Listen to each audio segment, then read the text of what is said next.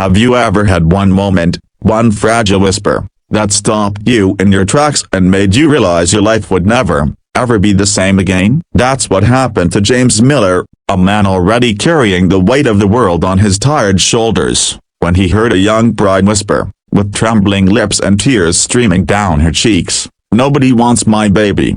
James was a single father, though he never thought he would be. His life used to be ordinary. He had once believed in the fairy tale of marriage, in promises made under the glow of soft candlelight, in vows that meant forever, but forever didn't last. His wife, Emily, had left when their son Noah was just 3 years old, chasing dreams that didn't include a crying toddler or husband who worked double shifts just to pay the rent.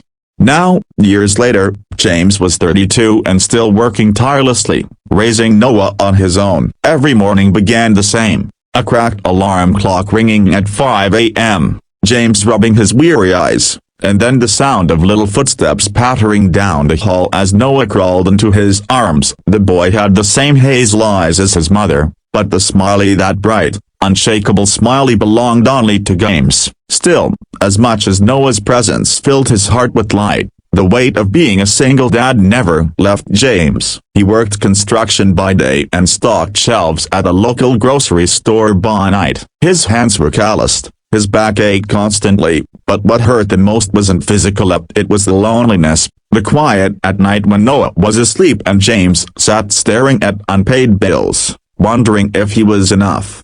It was on one of those days, gray skies heavy with rain, that fate pulled him into a story much bigger than himself. The church was decorated with lilies and roses, white ribbons tied neatly around wooden pews. James hadn't planned on being there. He didn't even know the bride, but his cousin, Mark, worked as a photographer and begged James to help carry equipment. Just a few hours, Mark had said, "I need an extra hand. Besides, you could use a break from work." James didn't argue. He thought maybe the distraction would be good. Besides, Noah loved weddings, fascinated by the dresses and flowers. So James brought him along, dressed in his one decent shirt, the collar slightly frayed but clean. The ceremony was supposed to be beautiful. The bride, her name was Clary, was young, no more than 25, her long blonde hair pinned into a delicate bun, a veil cascading down like a waterfall. But as James adjusted lights and helped Mark with lenses, he noticed something strange. The groom wasn't smiling. His jaw was tense,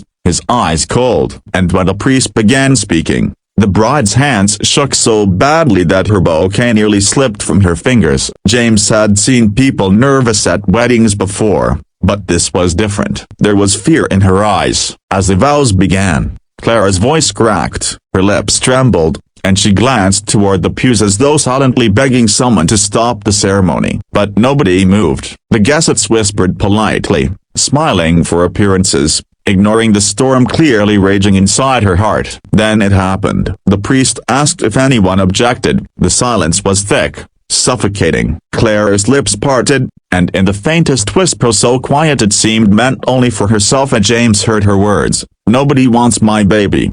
The world seemed to pause. The music, the shuffling of dresses, the nervous coughs of guests, all of it faded. James froze, the weight of her words striking him like a hammer. His heart pounded. He looked around, expecting others to react, but no one else had heard. The whisper had been too soft, drowned out by the echo of raindrops tapping against stained glass windows. But James heard, and he could not ignore it. He watched as Clara's groom stiffened, glaring at her as though she had betrayed some secret. Her hands clenched tight against her stomach. And that's when James realized that she wasn't just a bride, she was the mother-to-be. The ceremony faltered. Clara's voice barely carried through the vows. James noticed tears running down her cheeks, hidden beneath the veil. She looked utterly alone, like a bird trapped in a cage, forced to sing a song she didn't want. And though James was a stranger, something inside him shifted. He knew what it was to be abandoned. He knew what it was to face parenthood alone. He knew the feeling of being unwanted,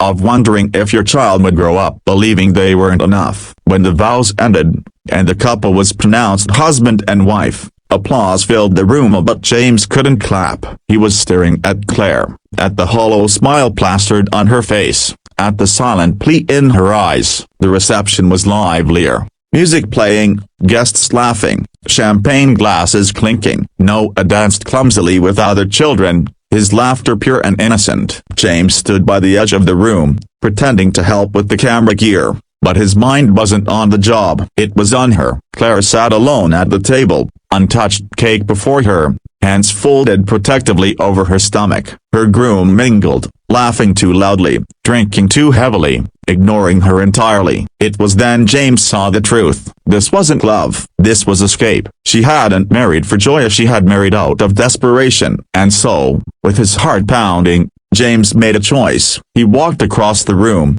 each step heavy with uncertainty, and gently placed his hand over hers. She looked up, startled, tears glistening in her eyes. For a moment, they just sat there in silence, her fragile hand trembling under his. Then, softly, James whispered words he wished someone had spoken to him years ago. "You're not alone, and your baby will always be wanted." Claire's lips quivered, and for the first time that day, her mask broke. She let out a shaky breath, gripping his hand as though it were the only lifeline she had left. And in that moment, two broken souls, one struggling to raise a child alone, the other terrified of bringing life into a world that seemed to have no place for her, found each other in the most unexpected way.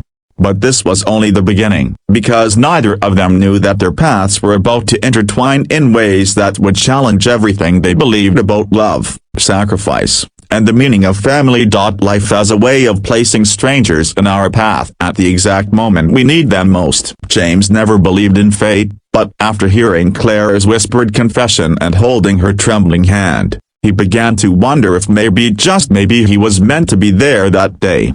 The wedding was over. The music had quieted. Guests were leaving, their laughter echoing faintly against the church walls. Noah was fast asleep in a chair, his small chest rising and falling with steady breaths. James stood beside him, uncertain, torn between respecting boundaries and following the tug in his heart that wouldn't let him walk away.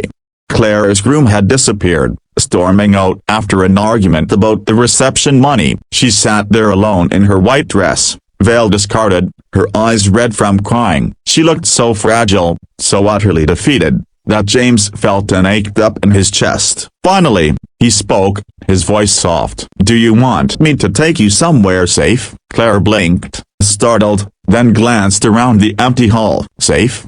she whispered, almost as if the word was foreign to her. "I don't think anywhere is safe for me anymore." Her words cut him deeply. He didn't know the full story, but he knew enough. He could see the bruises not on her skin, but in her soul. James knelt beside her, his rough hand still holding hers. "Listen," he said firmly, though his voice trembled, "I don't know what you've been through. I don't know why you feel so alone. But I do know what it's like to raise a child by yourself. And I know what it's like to feel unwanted. You don't deserve this. Your baby doesn't deserve this." Her lip quivered. She opened her mouth, then shut it, as if afraid to speak the truth. James leaned closer. "Let me help you, please." For the first time, Claire looked him straight in the eyes. There was no pity there, no judgment, just sincerity. And maybe that's why she nodded.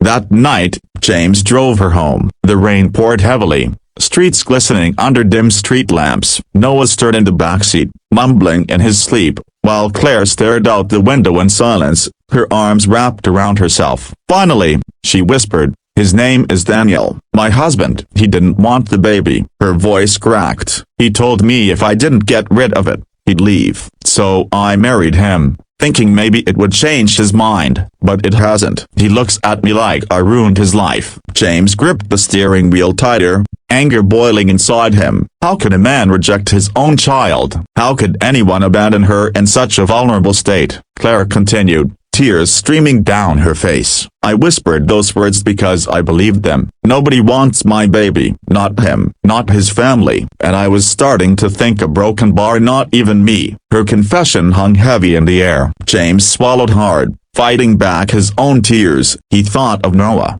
of the nights he'd questioned himself, wondering if his son deserved more than a father who worked himself to exhaustion. He thought of Emily, who had walked away without looking back. Then, quietly, he said, "I want your baby." Claire turned to him, eyes wide. James nodded, his jaw firm. Not because I know you, not because I owe you anything, but because I know what it's like to be unwanted. I know what it's like to carry that pain, and I'll never let a child go through that, and not if I can help it.